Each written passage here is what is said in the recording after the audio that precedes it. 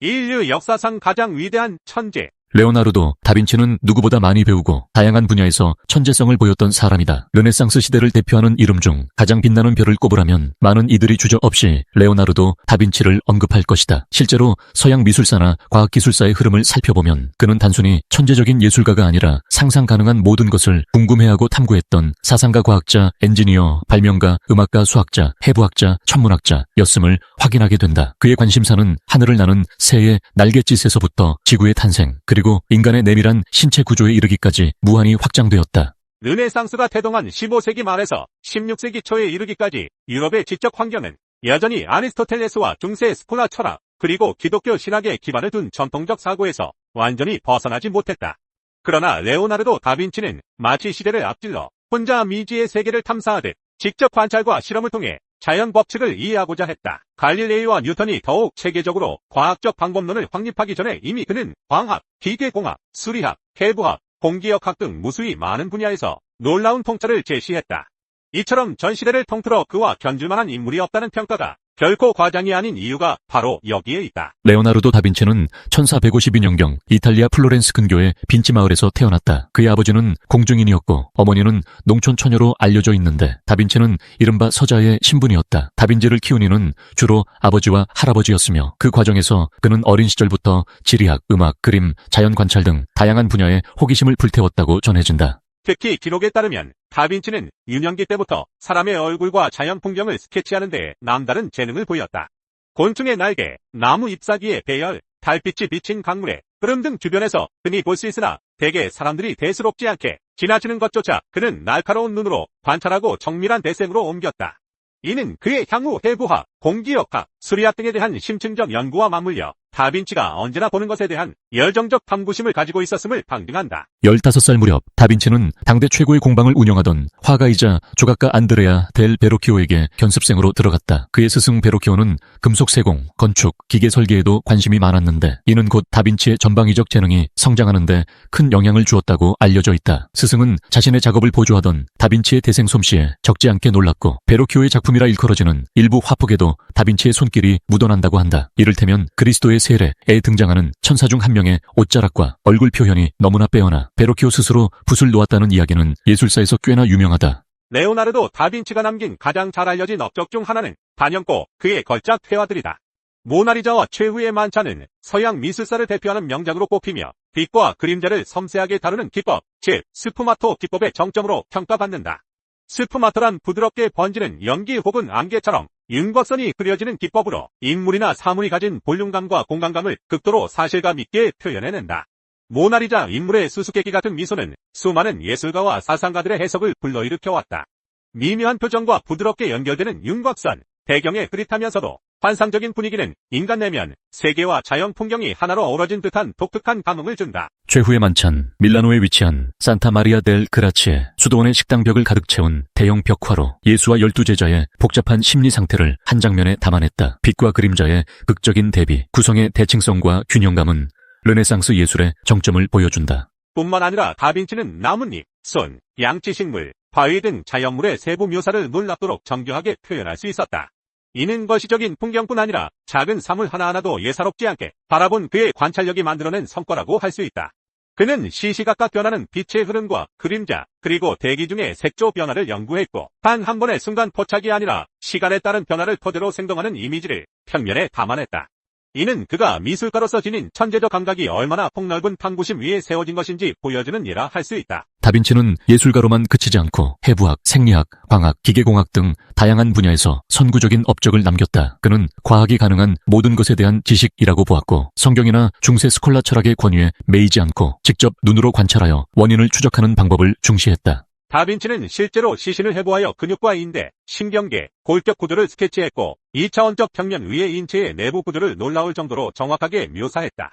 이러한 집요한 연구는 다빈치 예술의 사실감과 역동성에 큰 영향을 주었을 뿐 아니라 동시대 의사나 해부학자들조차 미처 밝혀내지 못한 인체 작동 메커니즘을 규명하기도 했다. 특히 비트루비우스적 인간으로 잘 알려진 인체 비례 스케치는 인간의 신체가 기하학적 원리에 부합한다는 고대 로마 건축가 비트루비우스의 이론을 조합하여 한 인물이 팔과 다리를 펴고 오므리는 동작을 단계별로 표현하고 있다. 다빈치는 이를 통해 사람이 양팔을 벌렸을 때의 길이는 그의 신장과 같다라든지 사지의 끝이 만들어내는 원의 중심은 배꼽이라는 사실을 예술적 감각과 수학적 사고로 결합하여 시각화했다. 그는 빛과 그림자를 연구하던 예술적 관심을 확장하여 광학과 물리법칙 전반을 고찰했다. 대표적으로 소리보다 빛이 더 빠르다는 결론에 도달했으며 번개와 천둥이 발생하는 시점이 다르다는 시간차를 과학적으로 설명하려 애썼다. 또한 낙하하는 물체가 속도를 더해간다는 사실을 갈릴레이보다 먼저 인지하고 물체 이동에서 발생하는 가속도의 개념을 염두에 두었다고 전해진다. 해부학을 넘어 생리학적 실험과 추측에도 적극적으로 나섰다. 다빈치는 심장과 혈액의 흐름에 관심을 두고 동맥경화증의 위험성을 알아차렸으며 운동 부족이 혈관에 좋지 않은 영향을 준다는 점을 직관적으로 설명했다.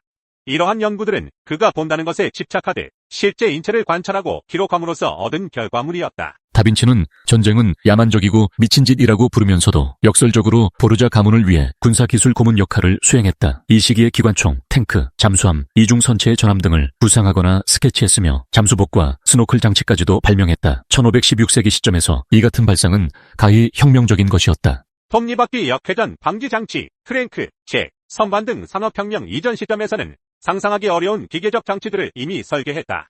차량의 차등 동력 전달 장치를 고안하여 마차가 커브를 돌 때 안쪽 바퀴와 바깥쪽 바퀴의 회전 속도가 달라져야 한다는 점을 인식했다. 이는 현대 자동차의 차동기어 개념과 본질적으로 동일하다. 증기압 활용을 통해 움직이는 피스톤과 미끄러지지 않는 톱니 기어를 발명했고 공기를 동력원으로 사용할 것을 권장하기도 했다. 다빈치는 새가 날갯짓하여 공중으로 떠오르는 동작을 집요하게 관찰했다. 그는 새장에 있던 새를 풀어주며 빠른 눈으로 순간적인 날갯짓과 공기의 흐름을 세밀하게 포착했고 이를 바탕으로 글라이더, 낙하산, 헬리콥터 같은 기초적인 비행 장치를 구상했다. 또한 비행기에 넣을 수 있는 접이식 랜딩 기어와 바퀴의 중요성까지 제안함으로써 훗날 항공공학이 발전할 수 있는 이론적 기반을 어느 정도 선취한 것으로 평가받는다. 이처럼 다빈치의 공학 스케치는 단순히 상상적 도안에 그치지 않고 기계 구조의 원리와 물리 법칙을 결합해 어떻게 실제로 작동할 것인가를 세밀하게 고려했다. 당시에는 도구와 재료가 부족해 실현되지 못했으나 1920세기에 이르러 다빈치 노트를 살펴본 수많은 공학자들이 그의 선구적 아이디어에 경탄을 금치 못했다. 다빈치는 어딜 가든 스케치북을 가지고 다니며 사소해 보이는 관찰이나 발상의 단편도 놓치지 않고 기록했다. 특이하게도 글자를 뒤집어 쓰거나 문법에 얽매이지 않고 때때로 상형 문자에 가까운 기호를 사용하기도 했다. 이렇게 남긴 노트가 유럽 전역에서 총합 6,000쪽 이상 발견되었으며 그 내용은 미술, 기계공학, 해부학, 천문학, 지리학, 식물학, 음악, 건축 등에 이른다. 이 노트들을 살펴보면 다빈치는 결코 타고난 천재의 면모만을 보여주는 사람이 아니었다는 사실을 알 수 있다. 그는 자신이 관심을 가진 모든 분야를 파고들어 직접 확인하려는 지치지 않는 열정, 그리고 새롭고 혁신적인 아이디어를 스케치하고 실험하며 발전시키려는 성실함으로 가득 차 있었다. 그가 무엇이든 이해할 수 있다고 믿었다는 일화는 이와 같은 학습 태도를 상징적으로 보여준다. 한편으로는 다빈치가 너무 많은 프로젝트에 손을 대고 변덕스럽게 새로운 일에 관심을 두는 바람에 완성되지 못한 작업도 많았다고 전해진다. 하지만 미완성 작품이 많았다는 사실조차 그의 지적 호기심이 얼마나 넓고 깊었는지를 반영한다고 볼 수 있다.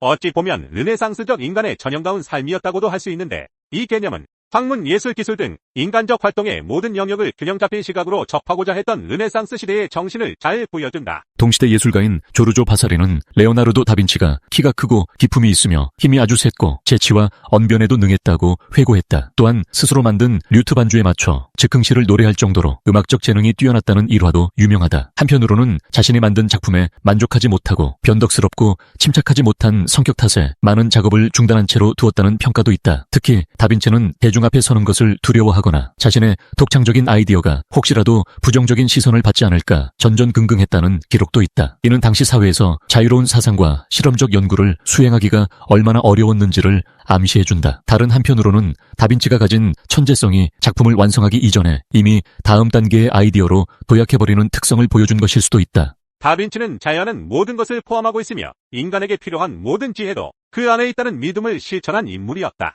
귀족적 예술가라기보다는 직접 연못과 강물을 들여다보고 시신을 해부하며 기계 부품을 수없이 그려보고 만들면서 실험 정신을 추구했다. 그 결과 그는 당대 어느 누구도 시도하지 않은 영역에 도전하여 르네상스 정신의 정수를 보여주었다. 예술, 압도적 리얼리즘과 이상화된 미학의 조화를 이루며 서양 미술사에 한 획을 그었다. 과학, 관찰과 실험으로 전통적 권위를 넘어선 사실을 발견했으며 코페르니쿠스나 갈릴레이 이전에 지구와 태양의 관계 및 물체의 가속 현상을 주목했다. 공학, 증기, 공기 동력 장치, 톱니기어, 차등 장치, 비행 기구, 군사 장비 등 혁신적인 발명을 스케치했고 후대의 발달에 밑거름이 되었다. 해부학과 생리학, 직접 시신을 해부하여 근육, 혈관, 신경계를 정확하게 스케치했고 심장과 혈액순환, 동맥경화증 등에 대한 과학적 통찰을 얻었다.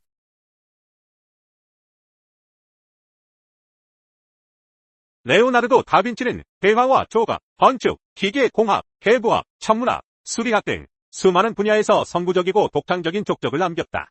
그의 생애와 노트를 들여다보면 우리가 흔히 천재라고 부르는 인물의 삶이 결코 우연이나 운에 의해서만 만들어지지 않았음을 깨닫게 된다. 끊임없이 어떻게 작동하는가를 묻고 실험하고 확인하고 다시 새로운 시도를 하는 과정을 반복했던 다빈치의 열정은 현대를 살아가는 우리에게도 큰 깨달음을 준다. 그가 살던 시대로부터 500년이 넘는 세월이 흘렀음에도 레오나르도 다빈치와 견줄 만한 인물은 없다는 평가는 오늘날까지 유효하다. 비약적으로 발전한 21세기의 과학기술 시대에도 다빈치가 꿈꾸었던 발명들은 여전히 혁신의 핵심 아이디어와 맞닿아 있다. 아마도 전 우주가 그의 지적사고의 대상이라는 말이 더할 나위 없이 잘 어울리는 인류 역사상 가장 다면적이고도 창의적인 인물일 것이다. 결국 레오나르도 다빈치의 천재성은 폭넓은 학문적 탐구, 깊이 있는 실험 정신, 그리고 가차없는 관찰로부터 비롯된 통합적 지식의 산물이자 절대 멈추지 않는 배움과 호기심의 결정판이라 할 수 있다. 그리고 그것이 바로 오늘날에도 그가 여전히 창조의 아이콘으로 추앙받는 이유가 아닐까. 우리가 일상 속에서 배움을 어떻게 대해야 하는가에 대한 강력한 영감을 다빈치는 6,000쪽에 달하는 노트와 불멸의 예술 작품을 통해 지금도 우리에게 전해주고 있다.